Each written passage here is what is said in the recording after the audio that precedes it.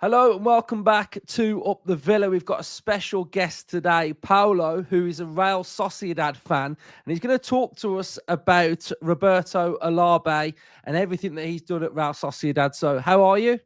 How are you? Look, very fine. Yeah, really good. It's great to have you on. We were just chatting before that you run a Real Sociedad podcast that's fan based, and we were just chatting that mine's fan based as well. So Yeah. it's going to be good to hear your insights on Olabe. So, what was Roberto Olabe's role at Real Sociedad? He was like in charge of doing the signings, our signings of our transfers and so on. And he was also part of the scouting team, like the one who did the research of our players from the academy and the players from the outside. So yeah, he was. I mean, he was on charge of doing the signings. That was his main job or position. Yeah. How long had he been there? If I'm not wrong, I think he was since 2017. If I'm not wrong, I should do my my research before, but I think he was here till 2017. I think that's the correct. Yeah, I think that's well, sorry, the I don't know how to say the word in English. I'm sorry. Time Yeah, frame. yeah, that's it. That's it. Cool. And what would you say is Alabe's biggest strength as fulfilling his role? Yeah, I think he did a lot of good signings, but just the small signings. I will explain myself.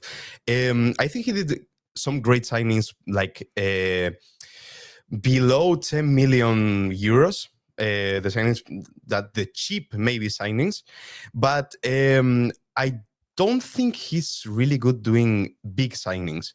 Like we've got Mikel Merino, Alexander Isak, that he came for very cheap. I don't exactly remember the exact price.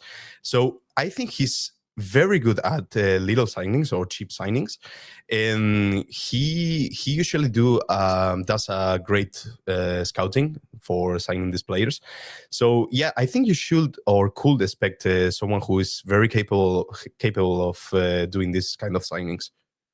And if I had to ask you about the biggest and best signings that he's made, what players stand out for you? I think we've got like a special love for Martin Odegaard. He was here with us on loan for just one year, but he did really a great job here in our club. And yeah, I think that's his biggest. Well, it was not a transfer; it was just a loan. But I think that's my personal favorite and the favorite from all the fan base. Also, we have to talk about Alexander Isak, of course. He was. We don't have a lot of luck with our strikers, so so I think he was one of the biggest signings of Roberto Olabe. He did really good for us, and yeah, I think he and Martin Odegaard are the best signings of him. For To, my like my personal favorites, I think every people have one. yeah, and just touching on Isaac then. So you would have signed him when he was at Borussia Dortmund. We did sign like he was on loan another in another team, Mhm. but yeah, he was part of the Borussia Dortmund squad. And when you signed Isaac, what was his like development like straight away? Did he come in and start scoring goals, or was it a bit of a gradual feeding into the team? Yeah, it was gradual, as you said. He didn't start really well with us. Like his main goaling, I don't know how to say this. Like um, his best month, it was February. Like he always scored in that exact month, but he didn't start really well. He was developing. Well, the years that he's been here, uh, but yeah, I think I really think that he started not bad, like well. He scored some goals, and yeah, but it was gradual, as you said. And did you sign a player from Real Madrid? Was it Kubo? Yeah, Kubo. Yeah. Ha- ha- So was that a good signing? yeah, it is a good signing. He's part of our team nowadays. He's one of the main. He has a big role in our team nowadays. It's true that it's not his best season. This one. Well, we are currently we have a horrible team right now, so it's not that strange that he's in the biggest thing now. But yeah, he had a really good season with us. He's one of the main players in our team. So yeah, it was really a good signing. It was really cheap too. As I said before, the biggest signings that Roberto Olabe did in our team was were cheap signings. I will talk about later about the big signings if you want, and talk about the bad part of Roberto Olabe. Don't worry, I've got that written down. That's coming up. And then because I've been reading a lot about Olabe and sort of what he's going to do at Aston Villa, Yep. and the things that I've been reading is that he's very strategic with his recruitment strategy and developing youth and bringing them through with a pathway to the first team. Is that correct? Yeah, that's correct. And I want to ask you a question. How is the situation of Aston Villa's academy?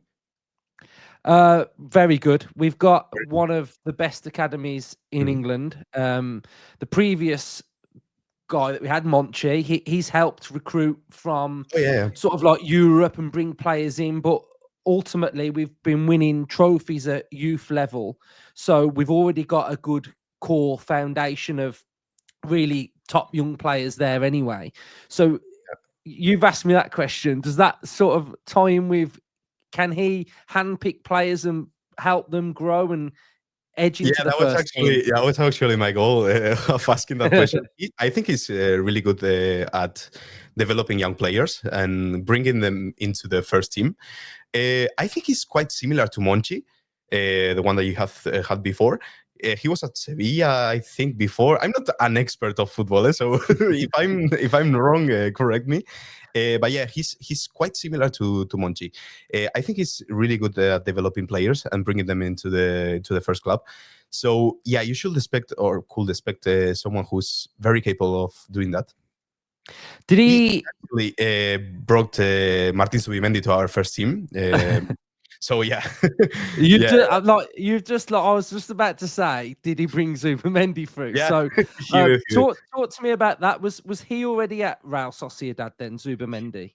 Yeah, that's right. He was in our academy. He was playing with the B team for a long time, and he was brought into the first team because we had I don't know how to say this. We had a lack of players in his position. Is that correct? Like, does make it okay? So yeah, and he was one of the biggest accomplishment he made.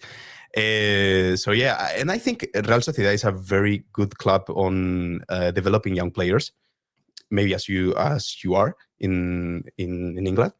So yeah, I don't remember the question now, but yeah. Yeah, we just touching on Zubimendi because I remember there was a rumor probably a few years ago about Zubimendi potentially leaving, and he sort of stayed at Real Sociedad. Would Olabe have played a role in sort of keeping him there for longer, or was it just how it happened? I don't know. I don't know if he was responsible of Subimendi's staying in our club.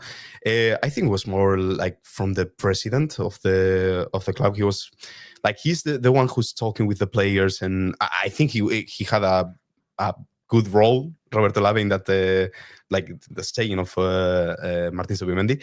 But I don't know if he was one of the main reasons that Martin Zubimendi was here. I think it's more because our current situation of the club, he was maybe thinking that he was one of the biggest players in our club, like the one who made sense to the play. So yeah. I don't know. I don't know how to answer that question. I think, yeah, he probably could have. Yeah, I don't know. Yeah. You touched on a bad signings then, and Yeah. I think every team can make a bad signing. You know, Yeah, a of lot course, of has to course. happen sometimes. Like sometimes the fit's not right, etc. So I'm hoping you're not going to say he's made a lot of bad signings, but No, so talk to actually, me about the bad ones then. yeah, actually, he didn't make a lot of bad signings. The problem is that the biggest signing of our club, like the most expensive one, who was Umar Sadiq, for I think, if I don't remember wrong, it was 25 million. He's probably the worst player that I've ever seen in our club. I'm not even joking. But no, I don't think Roberto Olabe is a bad professional. I think he did really well in our club. He brought players that brought us a cup after 33 years. So no, I don't think he's a bad professional. It's true that he made some signings that didn't work well in our team. I don't know. Probably the last ones. Umar Sadiq, Fakarian. I don't know if you're aware of our current situation, but yeah. So we have some players that were the replacement for, I don't know, Mikel Merino, Martin Subimendi, the ones who came here to our club, didn't make any change or improvement. Like it was the complete opposite. So yeah, I think the last years of Roberto Lave in our club, it's not good. I will not say horrible, but not good. So I think it's one of the main. I don't want to use the word culprit, but one of the responsibles of our current situation. We are now in.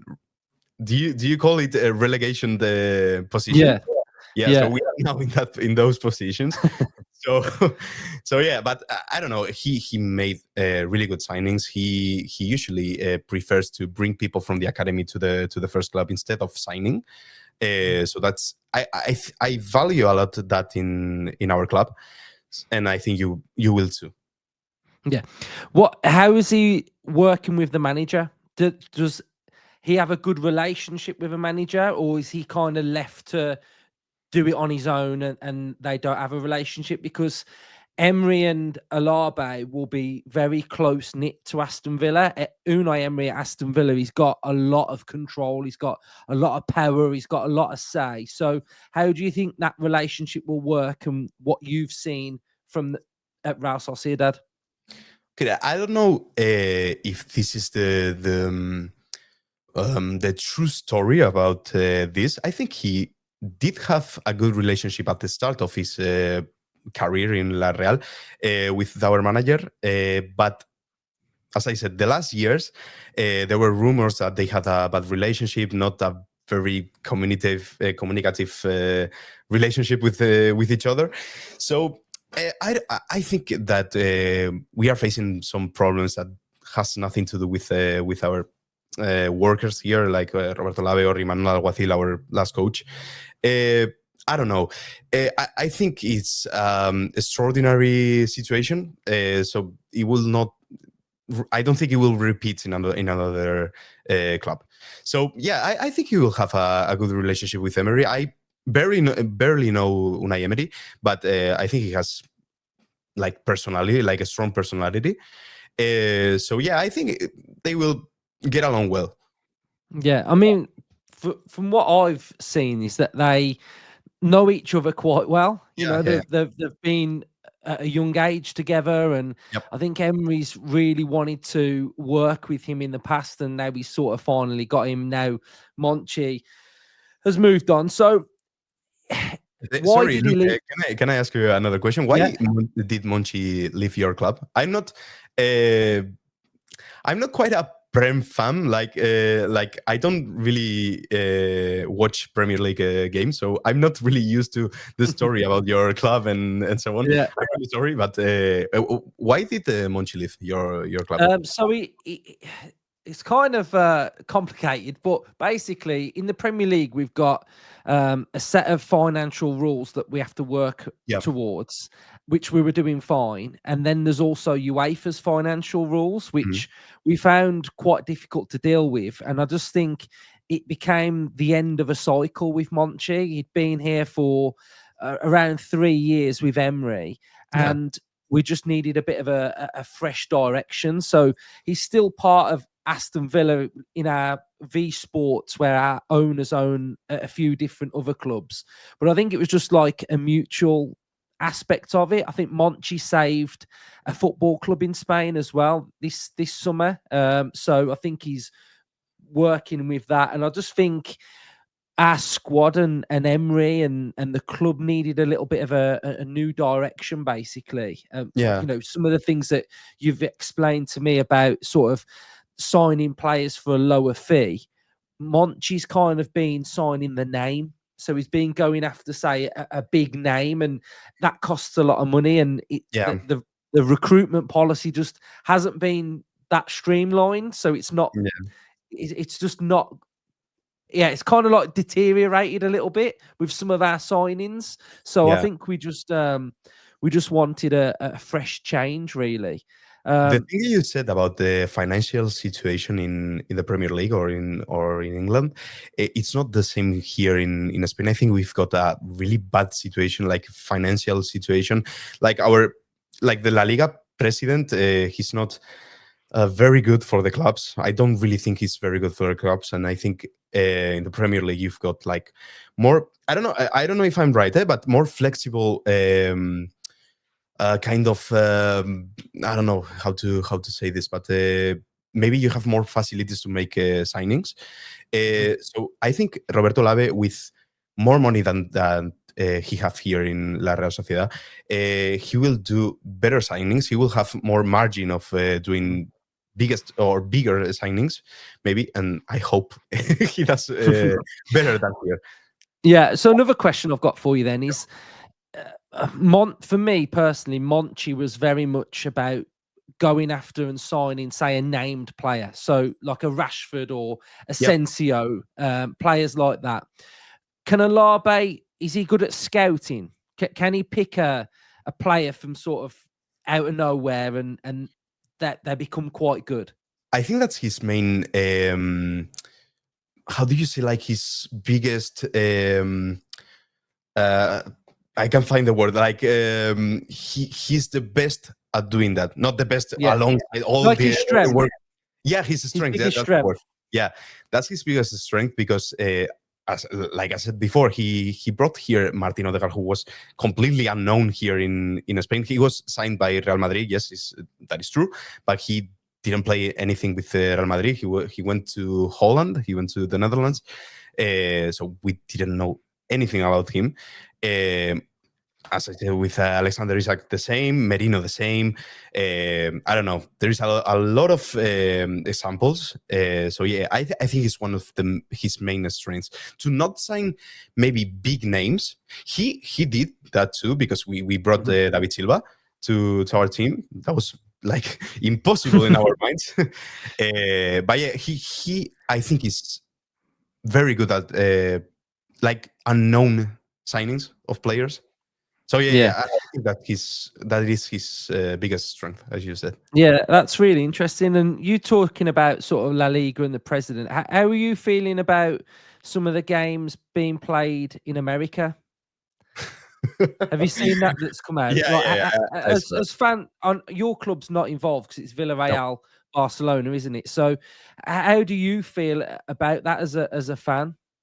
horrible. I think that's the worst decision that you have, like, that you can make in a league with any team. I don't mind if it's Real Madrid, if it's Barcelona, if it's any team. I think that's you are like giving like taking away the football from the fans, and you're, I mean, I'm not saying that there are fans in the USA of Barcelona. I don't think there is a lot of fans of Villarreal in the USA. But yeah, I think it's very dangerous for the future decisions of this kind. So yeah, I'm really I really disagree with the decision. So yeah, I think that's horrible. I don't know if you Yeah, if you have in the Premier League something like that. no, not yet. No, no, no, and I hope you don't Not have yet. like something No, like that. but I think I, I I think it'll happen because I Yeah, think once one does it, the next will do it, and then it's more money, etc. And we see that more football wants to be played. So the Champions Yeah. League, Europa League, there's more games, pre-season friendlies, they're all over the place. And I just think that it's just gonna I think everywhere will do it, which is such a shame because I fully agree with you. I just want to The get your thoughts. Go on. No, yeah, no, sorry. The thing is that it's not the first time that happens here. We play the Super Cup. I don't know the word in English. The Super Cup we play in Arabia Saudi, Saudi Arabia in English, I think. Yeah. So no, it's not the first time that he brings the games into another country, and I think it's really dangerous for the fans here. Like so many years the prices have increased for our games in our stadiums. Then you bring the games to another country. I don't know. I don't like the way that is following the La Liga president or the decision that he's making. Yeah, I fully agree. So I just want to get your thoughts on two more things then. Yep. So talk to me about Unai Emery. Obviously, you're a fan of watching La Liga. Yeah. What do you feel about Unai Emery? Because you must acknowledge that he's a really, really good manager. He is, and I hope. I'm not hoping anything bad for you, of course, but I really hope that he will train us someday because we really need a coach like him, like someone that like I said before, with personality. I as I said before, I'm not quite an expert on football because I started watching football like little time ago, like maybe I don't know, 10 years ago, more or less, because I hated football back then. So so I'm not very used to Unai Emery. I just watched some of his games, but yeah, the little things that I watch of him, I think he will be a really nice coach for us. I know that's not the question, but I'm just saying. So You're yeah, trying to sorry, yeah. you're trying to steal our manager. No, no, of course. But we are really in need of a good coach because they brought us another coach from the academy. It's not working well. I know he's not the main responsible of the current situation of La Real, but it's true that we need a proper coach. And Unai Emery, I think, is. I mean, it's really good for our team. But no, I'm not saying we are going to steal your your manager. I was But yeah, going to say we've been on for 22 minutes. I liked you for about 21 minutes. yeah, no, don't worry. I mean, I'm I'm completely only free. joking. So, yeah. I'm only joking. So finally, then you've kind of mentioned how your team's doing, etc. But like, how are you struggling at the minute in the league? Yeah. We are struggling because our games are horrible to watch. You can actually sleep in our games. It's very different from other years. Like I think we played a really good football back then. Like I don't know, 2-3 years ago, and it completely changed. One of the main reasons is maybe the signings that we made to replace the other players that left our club. But of course, this is not. I think there is another problem that we don't know. Maybe that they don't believe in our manager. Maybe that we. I don't know. I don't know what's. We really don't know what's the problem. We know that we have to change a lot of things in our club, players, manager, even the president, maybe. But yeah, we are struggling a lot nowadays in La Liga. We are in the not the last position, but the one above. So yeah, we have winning games. You And you, then you actually, I don't know if I'm correct, but sorry, I read that you maybe didn't start really well the Mm, league.